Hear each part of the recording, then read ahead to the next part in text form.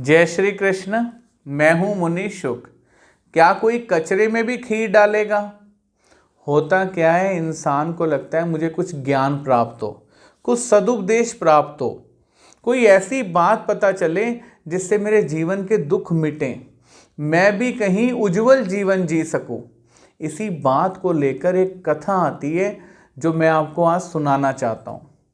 हुआ क्या, एक साधु एक गांव में भिक्षा मांगने जाते थे। उनका नित्य प्रति नियम था कि दोपहर को गांव से भिक्षा लेकर फिर गांव के बाहर जाके भोजन करना। इसी भिक्षा देते के दौरान एक महिला ने रोज अपने उन साधुओं को बोलना कि गुरुजी कुछ तो उपदेश करें, कुछ तो दो वचन सुना दें, कुछ तो दो शब्द सुना दें जिससे मेरा कल्याण हो जाए गुरुजी।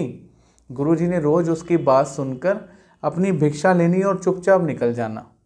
लेकिन रेगुलर बोलने के कारण गुरुजी के मन में आया कि कुछ तो इसको सदुपदेश दें।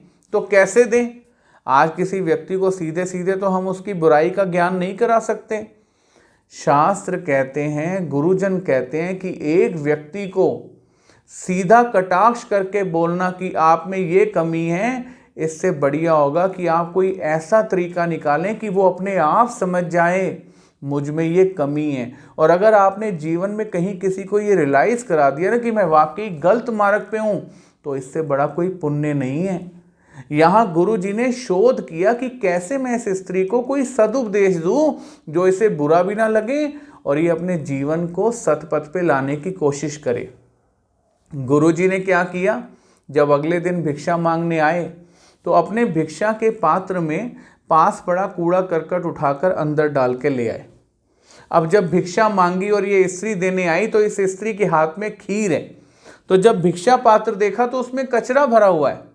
इसने कहा गुरुजी भिक्षा पात्र में तो कचरा भरा हुआ है, इसमें खीर कैसे डालूं? गुरुजी ने कहा क्यों, तुम डाल दो, हम खा लेंगे। कहती नहीं गुरुजी, अगर कचरे में खीर डल गई तो खीर तो बेकार हो जाएगी, आप खा भी नहीं पाएंगे। आप पात्र दीजिए, पहले मैं कचरा धो के आती हूँ, पात्र साफ करके लाती हूँ जिससे खीर खराब ना हो।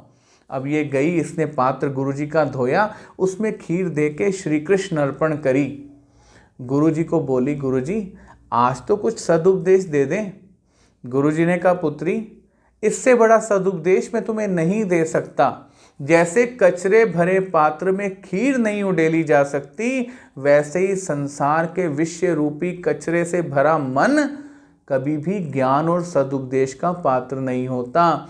इसलिए किसी समय भजन गाया गया, मन मंदिर में काफिला झाड़ू रोज लगाया कर, सुबह सवेरे जाग के कृष्णा के गुण गाया कर।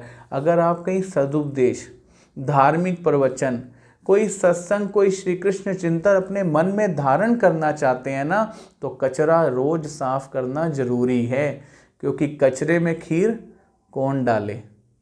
जय श्री कृष्ण।